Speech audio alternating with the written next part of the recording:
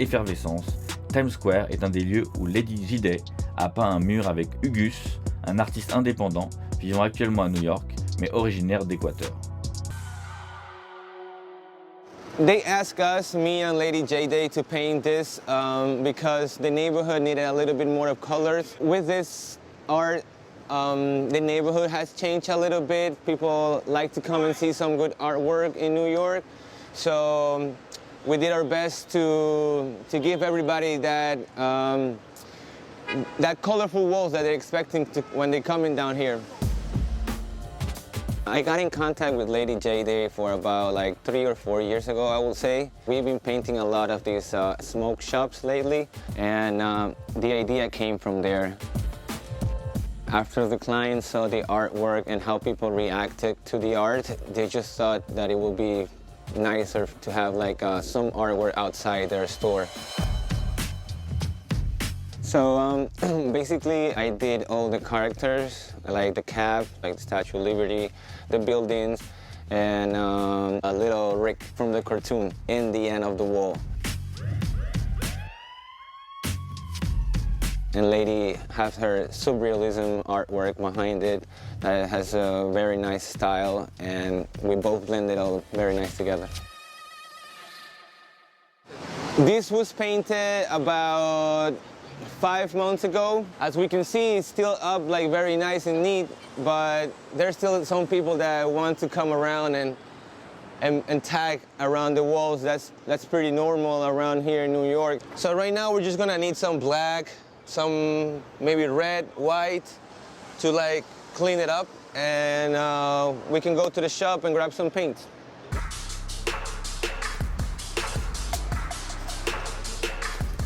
Yo, what's good, my how's it going? Chilling, man.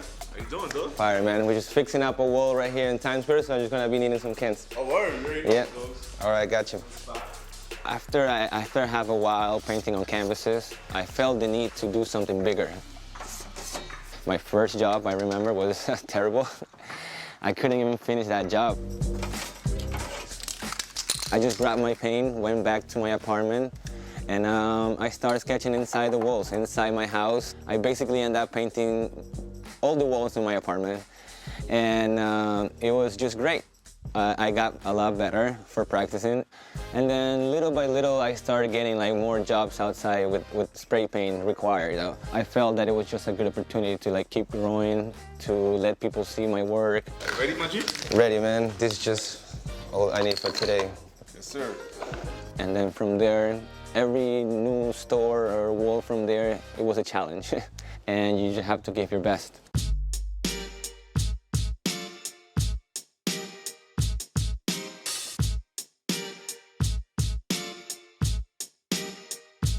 A lot of my work, it's pop art based. I have a lot of influence from cartoons and other artists like play around with the pop art culture, like iconic cartoons, you will say, because like it's a cartoon that everybody can relate. So everybody has seen a Mickey Mouse before. So it's something that makes people attracted a little bit to the wall, and then they get to see the whole picture together. They all can feel themselves like they're seeing an artwork that doesn't really define something, might as just something nice for them to look at. All right, I think it looks good now.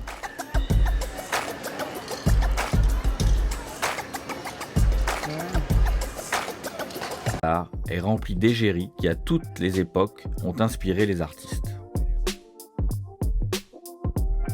Avec l'avènement de la pop culture, les films, les séries animées ou les jeux vidéo sont devenus les nouvelles muses.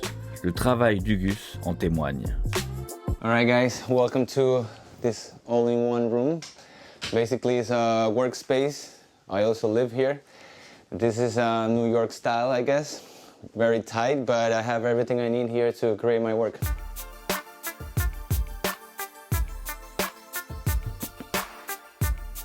This is Hugus. So this is little Hugus right here with the Goku hair. He's basically just a little alien, you can call him. First stage of the Hugus character. He's gonna be evolving.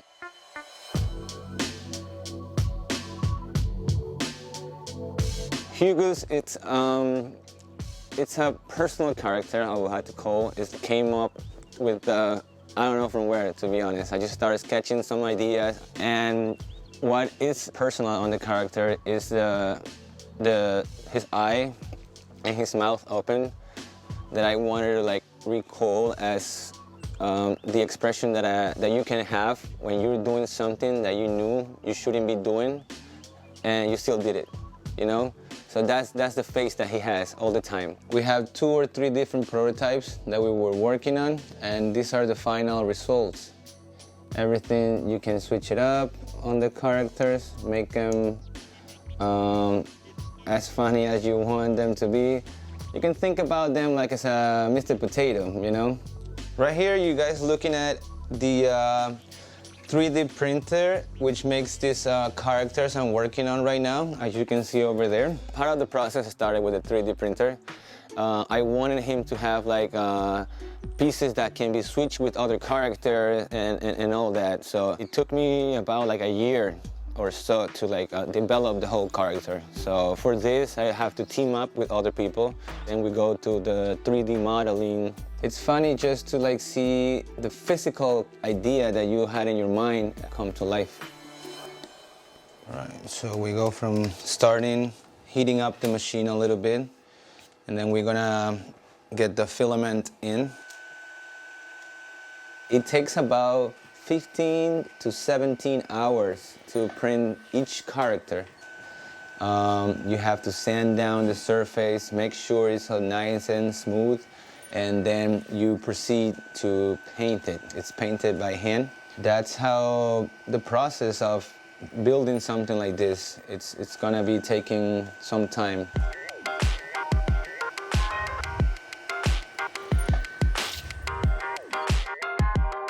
I wanted him to have that importance of being an art toy. I like him to be, you know, involved with other characters. You know, I would like to see him dressed up like as a Mario character, like all the other characters that I liked, that it's been from when I was young, what I've been seeing around. Because like basically what we're doing as artists is just repeating and repeating stuff that has been done forever. We're just doing it in a different way. I like that iconic kind of like situation. Hugus, that's like my icon now.